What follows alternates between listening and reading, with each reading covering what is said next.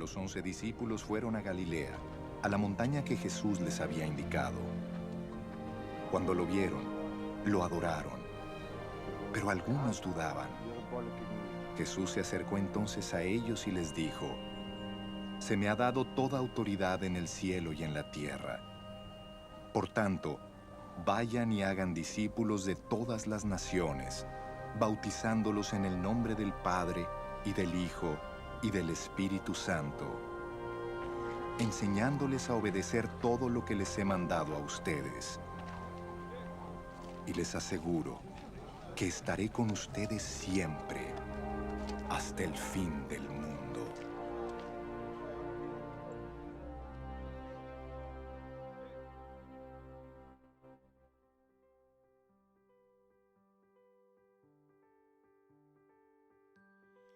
Hola, soy Gustavo Sánchez, bienvenido a este nuevo video de Detrás de la pista de los apóstoles. El propósito de estos estudios es tener una idea general de lo que ocurrió con los discípulos de Jesús después de la ascensión. Cabe resaltar que tomamos gran parte de lo que aparece en el libro de Hechos de los Apóstoles, pero también echamos un vistazo a lo que dice la tradición. Esta es nuestra edición final. Ya en capítulos anteriores cubrimos a los 12 apóstoles elegidos por Jesús antes de la ascensión, incluyendo a Judas Iscariote. Ahora bien, hay dos apóstoles que surgen después de la ascensión, que son Matías, el cual es elegido para sustituir el lugar de Judas Iscariote, y Saulo Pablo, que es elegido directamente por Cristo como apóstol para los gentiles. Muy bien, comencemos con Matías. Su nombre es una abreviación del nombre Matatías, que significa regalo de Dios.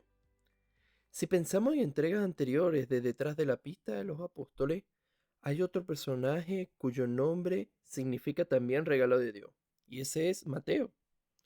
Debido a la traición y muerte de Judas Iscariote, los 11 discípulos, guiados por Pedro, deciden elegir a un sustituto que haya estado con Jesús desde los tiempos de Juan el Bautista hasta la ascensión y que haya sido testigo de la resurrección. El resultado de estos parámetros es la postulación de dos personas: José, apodado el Justo, y Matías. Cabe resaltar que esta es la única mención que encontramos de este apóstol en la Biblia. Debido a la similitud entre el nombre Matías y Mateo, la tradición tiende a confundirlo frecuentemente. En muchos escritos es difícil decir si el personaje era uno o el otro, como en los Hechos Apócrifos de Andrés. Respecto a esto último, es la base que toma la tradición para decir que estuvo en Etiopía predicando a los caníbales, donde sufrió martirio. Sin embargo, hay otra tradición que lo ubica predicando en Judea, donde es apedreado. Respecto a sus escritos, historiadores tempranos como Clemente, Orígenes y Eusebio de Cesarea relatan acerca de un evangelio redactado por Matías, probablemente escrito en Egipto, y que luego es declarado apócrifo. Maravilloso. Ahora vamos a hablar acerca del apóstol Pablo. Vale decir que esto es todo un desafío. Este apóstol no solo es elegido por ascensión, sino que no cumple con ninguno de los requisitos dados en el capítulo 1 de Hechos para la elección de un nuevo apóstol. Por todo lo contrario, era un enemigo declarado de Jesús y de la fe. Es conveniente tener en cuenta las formas de su nombre. Como es ampliamente conocido, Pablo es un nombre latino que significa pequeño, mientras que su nombre Saulo es la forma helenizada de Saúl, que significa prestado a Dios o dado a Dios. Una confusión frecuente es que su nombre es cambiado después de su conversión, y esto es erróneo, ya que lo más seguro, debido a su ministerio con los gentiles, prefiere utilizar su nombre romano. A fin de síntesis, dividiremos este estudio en tres secciones, que son su conversión y preparación, su viaje misionero y sus encarcelamientos y muerte.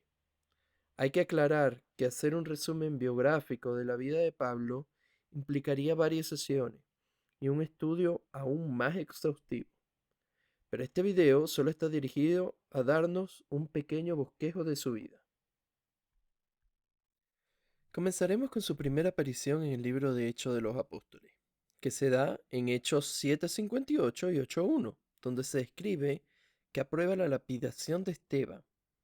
Este relato mínimo sirve como una pequeña pista de lo que será después el personaje principal del libro. Debido a su celo en la tradición judía, decide perseguir para arrestar a los cristianos, llevándolo aún hasta Damasco. Su vida de perseguidor y conversión es descrita en el capítulo 9 de Hechos de los Apóstoles. Después de su conversión, lo encontramos predicando valientemente en Damasco, de donde luego debe huir con la ayuda de los creyentes de la ciudad, bajando por el muro a escondidas en un canasto. Luego lo encontramos en una transición donde pasa probablemente varios años en Arabia, preparándose o pasando un tiempo de retiro espiritual. ¿En qué parte de Arabia estaba? ¿A cuál Arabia se refiere? Es un poco difícil decirlo. Una vez pasado ese periodo indeterminado de tiempo, vemos que decide subir a Jerusalén para reunirse con los apóstoles. Pero estos últimos tienen miedo de reunirse con él. El único dispuesto a recibirlo y conectarlo con ellos es Bernabé. Pero a causa del peligro de muerte para Pablo es enviado a Cesarea y luego a Tarso. Con el paso de los años es reclutado por Bernabé para apoyar a la iglesia de Antioquía de Siria. Es importante mencionar que esta iglesia luego se vuelve en uno de los principales centros de envío de misioneros a los gentiles. Lucas nos relata cómo los creyentes de Antioquía, siendo guiados por el Espíritu Santo, separan a Pablo y Bernabé para enviarlos como misioneros a los gentiles. Es así como entre los capítulos 13 y 14 de Hechos se relata el primer viaje misionero. Pablo, Bernabé y Juan Marcos parten desde Antioquía de Siria, pasan por Chipre donde se convierte el procónsul Sergio Paulo, luego van a Panfilia para internarse en la región de Galacia. Recorren Listra, donde son confundidos con dioses y luego apedreados. Siguen a Iconio, de donde también deben huir para evitar ser asesinados. Igualmente pasan por Antioquía de Pisidia, donde son confrontados por una gran oposición a causa de los judíos de la ciudad. Posterior a eso, emprenden el regreso, retornando por Panfilia y viajando desde el puerto de Atalía hasta Antioquía de Siria. Ya habiendo regresado a Antioquía de Siria, Pablo redacta su carta a los Gálatas. En este periodo de transición, Pablo tiene varias discusiones no menores. La primera con un grupo de judaizantes enviados desde Jerusalén a Antioquía. Este altercado desencadena el Concilio de Jerusalén, descrito en Hechos 15. Luego de esto, Pablo tiene una discusión tampoco menor con Bernabé, a causa del deseo de este último de incluir a Juan Marcos en el segundo viaje. Respecto al segundo viaje, encontramos que Pablo y Bernabé toman caminos diferentes. Bernabé decide ir con Juan Marcos, mientras que Pablo va acompañado de Silas. Este proyecto es descrito entre Hechos 15 hasta el 18. Es destacable que es un viaje mucho más largo. Parten igual desde Antioquía de Siria, recorriendo principalmente por tierra, pasando por Tarso y luego visitando Derbe y Listra, donde se les une al viaje un jovencito llamado Timoteo. Luego siguen hasta Antioquía de Pisidia. Este punto es importante, ya que Pablo y sus compañeros están en la frontera entre Galacia y Asia. Sus planes son visitar a Asia y Bitinia. Probablemente su itinerario de viaje era mucho más acotado. Pero una noche recibe la visión de un hombre macedonio que les pide que pasen a Macedonia y los ayuden. Ante eso, Pablo recorre Asia por el norte sin detenerse hasta llegar al puerto de Troas, para cruzar hasta Neápolis. Una vez en Macedonia visita Neápolis, Filipo, Anfípolis, Apolonia, Tesalónica y Berea. Este periodo nos deja los relatos de la encarcelación en Filipo y el alboroto en Tesalónica. Seguido a esto, pasa a la provincia de Acaya, donde visita Atenas y Corinto. Ahí se establece un tiempo y conoce a Aquila y a Priscila. Es desde Corinto donde escribe las dos cartas a los tesalonicenses. Años después, encontramos a Pablo de regreso en Antioquía de Siria y planeando el tercer viaje misionero. Vemos que este viaje tiene la intención de visitar las ciudades de Asia Menor que no pudo visitar previamente. Gran parte de esta travesía está destinada a recoger recursos para los cristianos pobres de Jerusalén. Su visión de esta empresa es mucho mayor. Visita Cilicia, Galacia, Asia Menor, Macedonia, Acaya y Licia. Durante este periodo, escribe la primera carta a los Corintios desde Éfeso y la segunda carta desde Macedonia. Además, escribe la carta a los romanos desde Corinto. Finalmente, a pesar de las muchas advertencias para evitar que Pablo regresara a Jerusalén, él obstinadamente vuelve y es encarcelado predicando en el templo. Los líderes religiosos no están conformes con haber arrestado a Pablo, sino que también planean asesinarlo. Sin embargo, los romanos, advertidos del plan de asesinato, lo sacan de la ciudad a caballo. Es ahí donde comienza el proceso judicial de Pablo, que dura varios años, entrevistándose con Agripa y con Félix, hasta que al final, cansado de estar en este limbo jurídico, decide hacer uso de su ciudadanía romana y apelar al César como juez sobre su caso.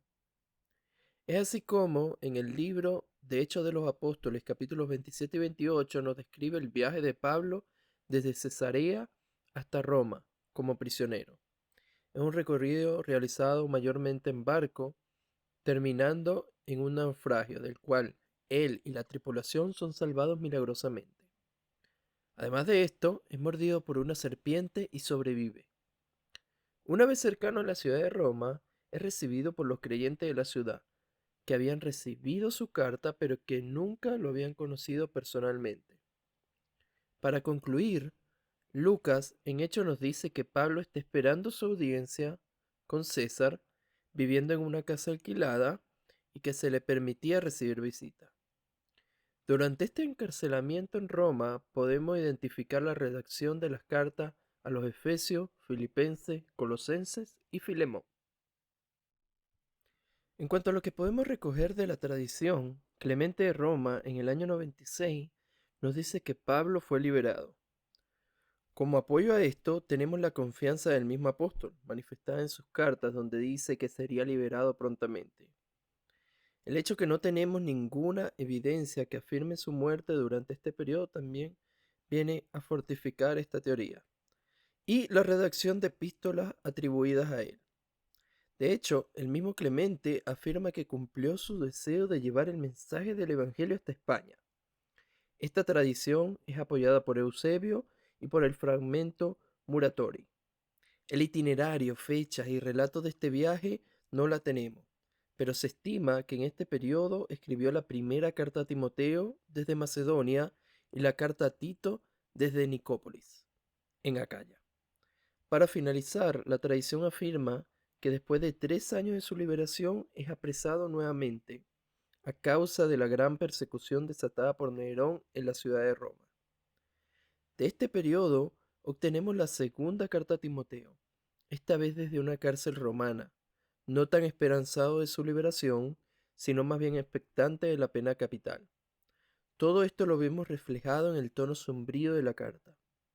La tradición afirma que fue muerto por decapitación a causa de su ciudadanía romana que impedía que fuera crucificado. Cuando vemos la historia de los apóstoles, nos damos cuenta que ellos desarrollaron una amistad tal por Jesús que estuvieron dispuestos a morir por él después de muchos años de sufrimientos. Incluso, podemos ver que curiosamente el libro de Hechos tiene un final abierto, para que cada uno de nosotros podamos continuar con la historia de la iglesia, y así poder cumplir con las palabras dichas por nuestro Maestro Jesús, de id y haced discípulos, y también el de ser testigos hasta lo último de la tierra. Ahora, tú y yo somos esa continuación. Somos los discípulos de Jesús, los enviados de Jesús en el siglo XXI. Somos nosotros los que estamos escribiendo la historia, y aún hay mucho trabajo por hacer. ¿Estamos dispuestos a vivir sin callar lo que hemos visto y oído? Que Dios les bendiga.